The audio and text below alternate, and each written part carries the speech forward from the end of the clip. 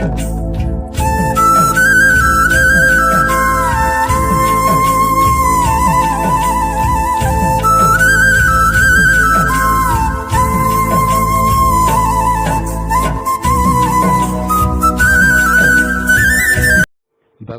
प्रेमियों, साधु संतों, आपसे हाथ जोड़ के विनती है कि ऐसी सत्य अध्यात्म वीडियो आगे से आगे शेयर जरूर करें। सत साहेब जी। साधु सत साहेब सत साहेब सत साहेब सत साहेब। जय सतगुरु साईं अरुण जी महाराज को कोटि कोटि प्रणाम। जय सतगुरु कबीर साहिब जी को कोटि कोटि प्रणाम। जय सतगुरु रविदास जी महाराज को कोटि कोटि प्रणाम। जय सतगुरु नानक साहिब को कोटि कोटि प्रणाम। जय सतगुरु भगवान बुद्ध को मेरा कोटि कोटि प्रणाम। सत साहेब, वंदे मातरम, जय भारत माता, जय पृथ्वी माता। आप सभी भक्तजनों, प्रेमियों, साधु संतों, छोटे बड़े, माताओं बहनों, सभी जीवों और सभी मानव जाति को प्रणाम। सत साहेब सत साहेब सत साहेब। तो भक्तजनों, प्रेमियों, साधु संतों, आज हम रामपाल के शिष्य जो ग्रंथों में जो झूठ बात पढ़ा रहे हैं ना, कुछ उन बातों का हम खुलासा करेंगे और शून्य शिखर क्या है यह हम आपको बताएंगे। और कुछ भ्रांतियां हैं, जैसे भूत भूत क्या होता है, और जो आत्मा है ये फैलाया गया। कुछ जो भ्रम पैदा करने वाला जो सिस्टम होता है वो हम आपको बताएंगे। और हम आपको ये बताएंगे कि कुछ गरीबदास जी महाराज पे भी चर्चा कर लेते हैं। क्या उनको कबीर प्रकट हुए थे, या कबीर जी मिले थे, या कबीर जी तत्व ज्ञान दे के गए थे, सारी बातों का आज हम जिक्र करेंगे। सबसे पहले तो हम आपको संत रामपाल का शिष्य एक कुरान की आयत दिखा रहा है। कुरान में लिखा हुआ है कि कबीर अल्लाह दिखा रहा है, प्रमाणित कर रहा है। तो उसकी भी झूठ कर देते हैं कि कुरान में कबीर जी को क्या कहा गया है, या कबीर जी के बारे में क्या कहा गया है, या कबीर नाम ये कहाँ से आया, कबीरन। देखिए इसमें लिखा हुआ है कबीरन, तो हम देखेंगे ना भाई शब्द, अगर ये पोथी पतड़ा खोल खोल के उजागर कर रहे हैं तो हम भी तो गहराई में जाएंगे। तो भक्तजनों, प्रेमियों, क्या है कि कुछ भ्रांतियां हैं कबीर पंथ में, और पूरे भक्तजन और मानव जाति को भ्रमित किया जा रहा है। हालांकि इन्हें रियल इतिहास कभी बताया ही नहीं, ना ग्रंथों का बताया। और जो लिखी गई वाणियां हैं, जैसे बाइबल का इतिहास नहीं बताया इन्होंने, तो बाइबल में कबीरा दिखा दिया और कबीर इज गॉड दिखा दिया। कुरान के जो शब्द हैं वो कौन से शब्द हैं कुरान में जिनमें ये लिखा हुआ है कबीरन, इस शब्द मूल रूप से कहाँ का है। तो कुछ ऐसे और एक वाणी मैंने बताई थी ना कि कबीर सागर में जो वाणी का इन्होंने झूठा अनुवाद किया कि मैं अवगुण मन माही शरीरा, या रहूं शरीरा, एक ही बात है, माही शरीरा। और ढूंढत खोजत गुरु मिले बीरा। हाँ, ढूंढत खोजत गुरु मिले बीरा। तो इस वाणी का जो मैंने बताया भी था, वैसे भी दोबारा से फिर बता देता हूँ। कुरान की आयत और जो वाणी मैं बता रहा था वो वाणी आप देख लीजिएगा।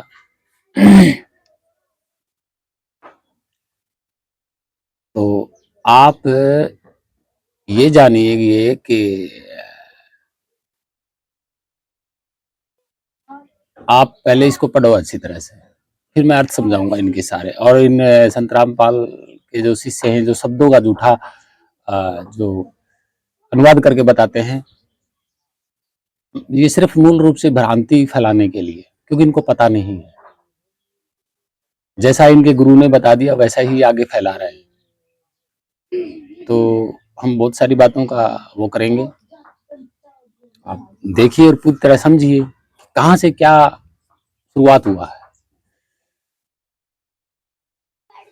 तो भक्तजनों, प्रेमियों, सबसे पहले हम इतिहास खोजते हैं बीरा शब्द का। तो बीरा शब्द जो है ये पंजाब से रिलेटिव है। मैंने बताया था ना, कबीर साहब कुछ पंजाबी भी बोल लेते थे, यानी कि लोक भाषा बोल लेते थे। हालांकि उन्होंने अवधी और संस्कृत कभी नहीं बोले। कुछ शब्द हरियाणा के भी हैं, तो ये लोक भाषाएं हैं, ये भोजपुरी में ही आते हैं सारे। तो पंजाबी में बीरा को मतलब भाई बोला गया। पंजाबी में बीरा को मतलब भाई बोलते हैं, ये इतिहास है पंजाब का। बीरा का मतलब कबीरा नहीं होता है। तो वाणी में आप सोच सकते हैं कि मैं अवगुण मन माही शरीरा ढूंढत खोजत गुरु मिले बीरा। तो इसका अर्थ यही बनता है कि मैं इस शरीर में मन हूं, केवल अवगुण, मुझ में कोई गुण नहीं है शरीर में। मन, मन का अर्थ क्या होता है भाई? मन के द्वारा ही तो शरीर चलता है। मन कौन है? जीव। जितने भी है एक मन से अनेक मन हुए हुए हैं, यानी कि एक जीव से अनेक जीव हुए हुए हैं। मन का ही अर्थ जीव होता है। तो इस वाणी में अपने आप को मन कहा है। और फिर क्या बोला है कि ढूंढत खोजत गुरु मिले बीरा। तो ढूंढत खोजत गुरु मिले बीरा, कि ढूंढोगे खोजोगे तो ही गुरु मिलेंगे, तो ही गुरु मिलेंगे भाई। कि ढूंढो, ढूंढेंगे खोजत गुरु मिलेंगे भाई। इसका अर्थ ये बनता है, कबीरा नहीं बनता। यहाँ ये थोड़ी है कि ढूंढोगे खोजोगे तो कबीर मिलेंगे, ऐसा नहीं है। तो ये इनकी वाणी की पूरी पोल पट्टी थी। तो इन्होंने शब्दों को ही गलत समझा दिया। चलिए कुरान की बात करते हैं। कुरान की तस्वीर आप देख रहे हैं, तो इसमें लिखा हुआ है जाहिद भी लिखा हुआ है, काफरिन भी लिखा हुआ है, जाहिदन, काफिरन और कबीरन, तीनों ही शब्द लिखे हुए हैं इसमें। तो इसका अर्थ क्या होता है? काफिरन कौन होता है? काफिरन कौन होता है? जो किसी चीज को मानता नहीं है। और जाहिदन का मतलब क्या होता है? छेड़छाड़ करना, धर्म के विरुद्ध लड़ना। कबीरन का अर्थ क्या होता है? आप सोच सकते हैं कबीरन का अर्थ क्या होता है? कबीरन का अर्थ होता है महान व्यक्ति, अल्लाह नहीं होता। इसका अर्थ यह बनता है कि जो लोग आपस में लड़ाई झगड़ा करते थे ना, धर्म के नाम पर या अपने अपने भगवानों के नाम पर, अपने अपने धर्म के नाम पर जो लोग लड़ाई करते थे, आपस में लड़ते थे, उनको किसने समझाया? एक महान व्यक्ति कबीर ने समझाया कि भाई लड़ो मत, भगवान अलग अलग नहीं है या अल्लाह अलग अलग नहीं है। तो क्या था कि मानवता के झगड़े को शांत करने के लिए एक महान व्यक्ति ने समझाया था। इसका अर्थ ये बनता है कबीरन का। अब बात आते हैं कबीरन शब्द कहां से उठा। तो कबीरन जो शब्द है मूल रूप से फारसी, अरबी फारसी का शब्द है। मूल रूप से अरबी फारसी का शब्द है। और जो कबीर का जो अर्थ है बनता है, वो भी महान व्यक्ति के लिए किया गया है, ज्ञानी व्यक्ति के लिए, विद्वान व्यक्ति के लिए। कबीर कबीरा शब्द होता है। कबीरा किसी कबीरा एक उपाधि है। कबीरा एक उपाधि है, मैं पहले ही बता चुका हूं। कबीर का मतलब ज्ञान होता है, महानता होती है, विद्वानता होती है, सत्यता होती है, ये होता है। अब कबीर नाम किसी वस्तु का तो है नहीं, मैंने पहले भी बता दिया था। कबीर जी का जो नाम था, जो बचपन में रखा गया था, वो किसी को नहीं पता, किसी को नहीं पता कि बचपन में रखा गया था। नहीं, कबीर जी का नाम बाद में रखा गया है, कबीर। कि उसकी महानता थी बचपन में, कि वो ऐसा नहीं था जैसे आज के बच्चे होते हैं, नहीं। तो भक्तजनों प्रेमियों, कबीरन जो शब्द है ये एक सत्यता विद्वानता को कहा जाता है, ये उपाधि है। कबीर किसी शरीरधारी व्यक्ति का भी नाम नहीं होता है, ज्ञान का नाम है। और मूल रूप से अरबी फारसी में बोला जाता है। आप इतिहास खोजिएगा तभी पता चलेगा कि कबीरन का अर्थ क्या होता है। मूल रूप से फारसी यहाँ भारत में आए थे तो उन्होंने ही कबीरन कहा था, उन्होंने ही साहब बोला था। साहब जो शब्द है ये भी मूल रूप से अरबी फारसी का है। किसी महान व्यक्ति को साहब भी बोलते हैं, किसी ऊंचे पद वाले व्यक्ति को साहब बोला जाता है। साहब शब्द हमारा नहीं है, मूल रूप से अरबी फारसी का शब्द है। ठीक है जी, यहाँ अल्लाह की या कोई बात नहीं है, ये सिर्फ इन्होंने अनुवाद गलत कर करके दुनिया को भ्रमित कर दिया। अब आते हैं बाइबल पे। देखिए गरीबदास जी भी 1700 के बाद हुए और अंग्रेज भी 1700 में आए। देखिए मैचिंग कीजिएगा, ठीक है। और यहाँ यहाँ से जब अब ये फारसी में जो शब्द गया है कबीरन और ये कुरान में आया है कबीरन, तो इसका मैं पूरा इतिहास बता देता हूँ। देखिए मैंने बोला था ना कि बाहर से अंग्रेज 1700 ईस्वी में यहाँ आ गए थे। इटालियन विदेशी यात्री था, उन्होंने कबीर जी की खोज की, कबीर जी की वाणियों पे रिसर्च किया। तो भाई हे मानव, भ्रमित मत होना, क्योंकि भ्रम में रहोगे तो ये झूठी अवधारणा आपके मन में रहेगी, बिल्कुल रहेगी झूठी अवधारणा कि 1700 में अंग्रेज आए यहाँ पे। 1700 में आए थे अंग्रेज यहाँ पे और उन्होंने अपना व्यापार शुरू किया। और जब उन्होंने यहाँ भारत के कल्चर को देखा कि कौन कौन व्यक्ति कैसे कैसे थे यहाँ पे, तो इटालियन जो था वो बड़ा इंटरेस्टेड था। उसने कुछ वाणियां पढ़ी कबीर साहिब की, तब उसने खोज शुरू की। खोज शुरू की तो उसकी वाणियों में ये पाया गया कि कबीर एक महान व्यक्ति हैं, महान संत कवि हैं। उन्होंने महान बता करके प्रचलित किया। अब उन्होंने तो महान बता करके प्रचलित किया, अब जब यहाँ पता चला लोगों को कि कबीर तो प्रचलित हो चुका है और ये तो इतिहास भी मिल गया कबीर का, कभी कबीर जैसा कोई संत महाकवि हुआ नहीं। और तब ईसाइयों ने भी सर्च किया 1700 में, क्योंकि ईसाई भी यहाँ पे तो थे। ईसाइयों ने सर्च किया तो कबीर एक बहुत महान संत विद्वान हुए इतिहास में। तो उन्होंने अपने बाइबल में उसी को महानता दी, कबीर को महानता दी उन्होंने। परमेश्वर एक आदमी का नाम होता है, एक विद्वान आदमी का नाम होता है। परमेश्वर कोई ऊपर वाला नहीं होता है, क्योंकि शब्दों को अगर आप पकड़ोगे तो पता चलेगा कि कौन भगवान है कौन परमात्मा है। परमात्मा शब्द ईसाइयों का है और वो एक आदमी को बोलते हैं भाई। भगवान शब्द भी आदमी को बोलते हैं, कबीर भी एक ज्ञान को बोलते हैं। और कबीरन जो शब्द है ये महानता उपाधि है। जब 1700 के बाद जब कबीर जी की खोज हुई तो महानता शब्द हर ग्रंथ में लिखा गया, महानता का शब्द हर ग्रंथ में लिखा गया। 1700 में यहां से अंग्रेज गए, मान लिया अंग्रेजों ने जब बाइबल लिखी अपनी अंग्रेजी में तो उन्होंने कबीर को महानता दी। कबीर विद्वान महान व्यक्ति हैं, ठीक है।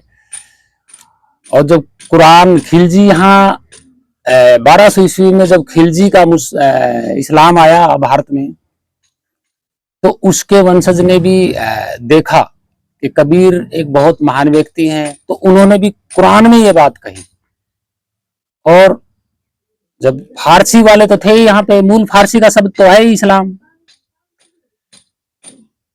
और कबीर महान शब्द है। तो कबीर परमेश्वर ईसाइयों का शब्द है। आप जरा सोचिए, एक आदमी तो हर जगह आदमी तो सेवा हो रहा है कबीर साहब भाई। अरबी फारसी वालों की निगाह में एक कबीर आदमी इंसान महान व्यक्ति है। ईसाइयों की, अंग्रेजों की निगाहों में कबीर एक महान संत कवि है, महान व्यक्ति है। तो उन्होंने इस टाइप से लिखा ना अपने अपने लैंग्वेज में, महानता की उपाधि दी। परमेश्वर कोई ये थोड़ी है कि जो सिस्टम को बनाने वाला परमेश्वर है कबीर, नहीं। ज्ञान का नाम था, सत्य ज्ञान का। और जब 1700 के बाद गरीबदास जी छुड़ानी गांव हरियाणा से, वो पढ़े लिखे थे, उन्होंने कबीर साहब की वाणी पढ़ी तो उनको समझ में आ गया। और जब वो वाणियां पढ़ी तो वो ज्ञान उनके अंदर प्रकट हो गया। ये थोड़ी है कि कबीर जी आसमान से आए और उनको मिले और फिर बता के गए, ऐसा नहीं था, ऐसा नहीं था। जब आपको किसी बात का भेद लग जाता है और आप उसको बता देते हो, और जब दुनिया जा करके उसको देखती है तो यही कहेंगे कि ये चीज है। जब किसी को पता नहीं होता तो क्या पता भाई। कबीर का ज्ञान तो कबीर की वाणियों में छुपा था, वो गरीबदास जी को प्रकट हुआ। क्या ज्ञान, ज्ञान प्रकट हुआ था। कबीर एक ज्ञान का नाम है, और ये मूल रूप से अरबी फारसी का शब्द है। विद्वानता को बोलते हैं कबीर, कबीरन। तो कबीर कोई परमेश्वर नहीं थे, परमेश्वर यहूदी बोलते हैं महान व्यक्ति को। और तो आपने देखा, मूल रूप से इसमें कोई झूठ नहीं है। आप इतिहास खोज के देख लीजिए, हम गोपोड़ गाथा नहीं बता रहे यहाँ पे किसी को। तो और हम क्या घोषित करते हैं, किसी को पता है कि मूल रूप से भारत का कौन सा शब्द है ऐसा जिसको बड़ी उपाधि दी जाती है? ये पाखंडी धर्मगुरु बने बैठे, आज तक इन्होंने बताया नहीं आपको कि भारत में महान व्यक्ति को कौन सा शब्द उच्चारण करते हैं।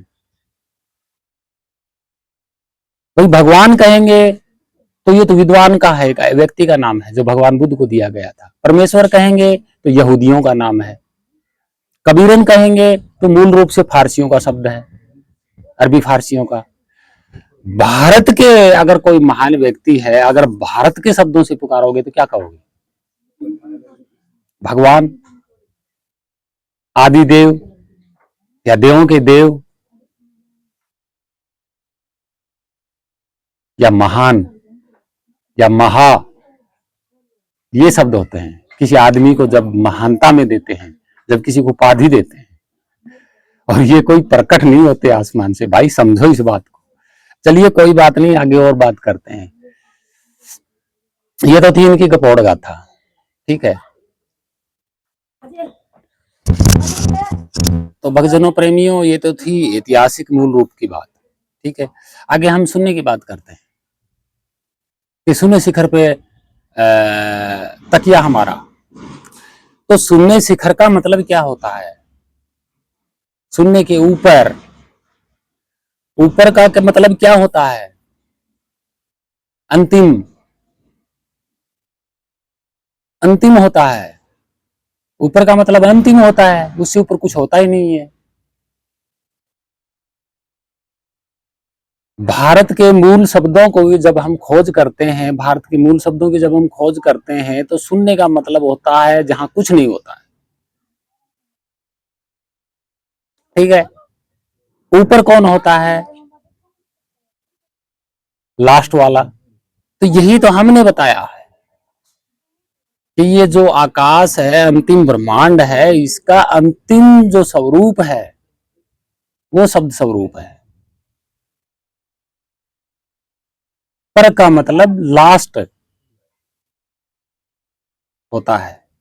चलिए हम समझाते हैं। कुछ और भी लोगों की भ्रांतियां हैं कि जब बच्चा गर्भ से बाहर आता है तो बाद में आत्मा पकड़ती है। अरे भाई क्यों झूठ बोल रहे हो? कौन सी आत्मा पकड़ती है बच्चे को? है देखा है किसी ने? प्रमाणित किया है? ऐसे ऐसे गपोड़ मार रहे हैं कि सुरत बाद में पकड़ती है, आत्मा बाद में डलती है बच्चे के अंदर। किसी ने देखा भाई आत्मा बाद में डलती है बच्चे के अंदर जन्म होने के बाद? उससे पहले माँ के गर्भ में आत्मा नहीं होती? अरे जब आत्मा कोई वस्तु चीज होती ही नहीं है तो डलेगी कहाँ?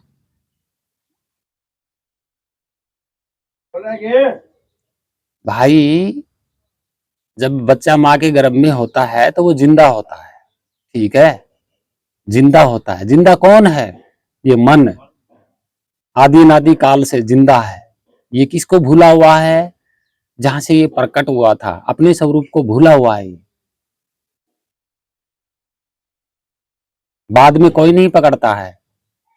और जब गर्भ में बच्चा होता है, उसका मन उस वक्त खाली होता है, उसका चित्त खाली होता है, उसके मन में कुछ नहीं होता है, बिल्कुल नहीं होता है। जब वो माँ के गर्भ से बाहर आता है, तब वो संसारिक चीजों में लिप्त हो जाता है और उस खाली चित्त में अपने खाली मन में भरना शुरू कर देता है। संसार में होता है तो वो जागृत हो जाता है, मन मचलने लग जाता है, मन को जगह मिल जाती है ना घूमने के लिए। देखिए, मैंने बताया था पिछली वीडियो में कि जहां मन को मचलने के लिए जगह नहीं मिलती है, वहां मन स्थिर होता है, मन खाली होता है वहां पे।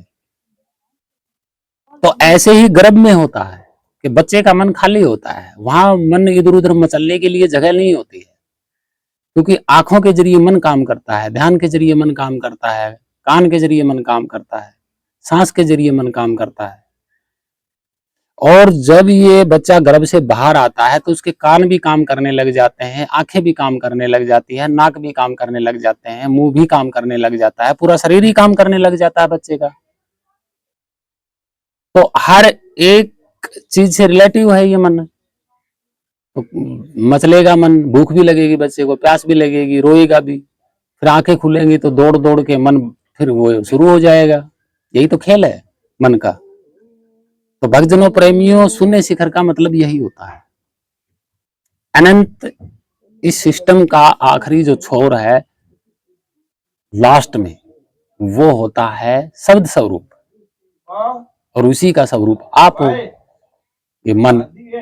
तो भक्तजनों, प्रेमियों, साधु संतों, भटकने की जरूरत नहीं है। अगर मन में कोई सवाल है तो कमेंट में लिखें, हम आपको बताएंगे, मूल रूप से बताएंगे, शब्द की खोज करके बताएंगे कौन से देश का शब्द है, कब प्रचलित हुआ। तो जो परमेश्वर की जो ये अवधारणाएं हैं, गरीबदास जी महाराज को कबीर साहिब का ज्ञान प्रकट हुआ था उनकी वाणियों के द्वारा कि हाँ, ये है अंतिम। तो कबीर का मतलब ज्ञान होता है। ये मूल रूप से अरबी फारसी का शब्द है और बड़ी उपाधि है ये, ठीक है। 1700 ईस्वी के बाद जब कबीर जी का ये प्रचलन हुआ पूरी तरह से, तो सभी ने छाप दिया उसकी महानता को, सभी ने छापा। 1700 के बाद की बातें हैं तो सारी की सारी, हर एक चीज में मिल जाएगा आपको कबीर। कबीर नाम जो है, लोगों ने, पाखंडियों ने, कुछों ने तो कबीर खुद को ही घोषित कर दिया, शरीर को ही घोषित कर दिया, लेकिन भाई कबीरन का मतलब महानता उपाधि है। ये अरबी फारसी का मूल रूप से शब्द है, भारत का है ही नहीं कबीर, कबीरन। तो आप कैसे कह सकते हो भाई? है, इन पाखंडियों ने तो उल्टा पढ़ा पढ़ा करके आपका दिमाग खराब कर दिया, आप भ्रमित हो गए, इनके चक्रों में घूम रहे हो, कभी कुछ उठा के देख रहे हो, कभी कुछ उठा के देख रहे हो, और जहां कबीर मिलता है वहां परमेश्वर बना देते हो। ये तो सोचो कबीर का अर्थ क्या होता है। भक्तजनों, प्रेमियों, ऐसे पाखंडियों से दूर रहें। हमने तो इनकी पूरी पोल पट्टी खोल रखी है, हम तो इनकी बातों में भ्रमित है नहीं। हमने तो जो मान रखा है, हमने वीडियो में बता दिया कि इस अपार से कोई बड़ा दिखाए, चैलेंज है। कोई वस्तु इस अनंत विशाल इस खाली स्थान से बड़ी कोई वस्तु दिखाएं, चैलेंज है इनको। तो भाई, ज्ञान स्वरूप कबीरन है, ज्ञान स्वरूप परमेश्वर है, ज्ञान स्वरूप गॉड है, ज्ञान स्वरूप अल्लाह है, ठीक है। ज्ञान ही है वो जो सब कुछ।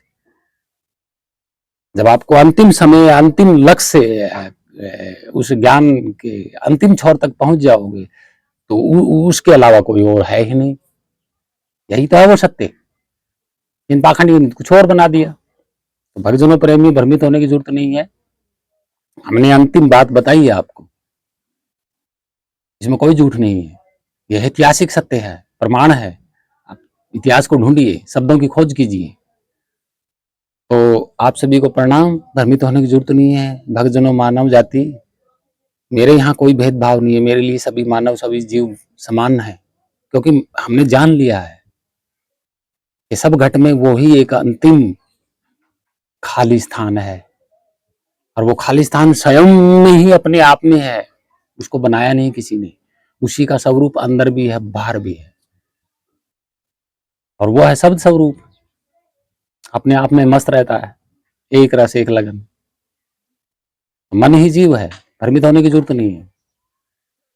भेदी सतगुरु, सच्चे सतगुरु की शरण में जाएं, वो आपको अपना पहचान और भेद बताएंगे, ना कोई नाम मंत्रों में नहीं उलझाएंगे। भाई मन के अंदर ठूस ठूस के भारी संसार की चीजों को भरने से आप मुक्त नहीं हो सकते, कभी नहीं हो सकते।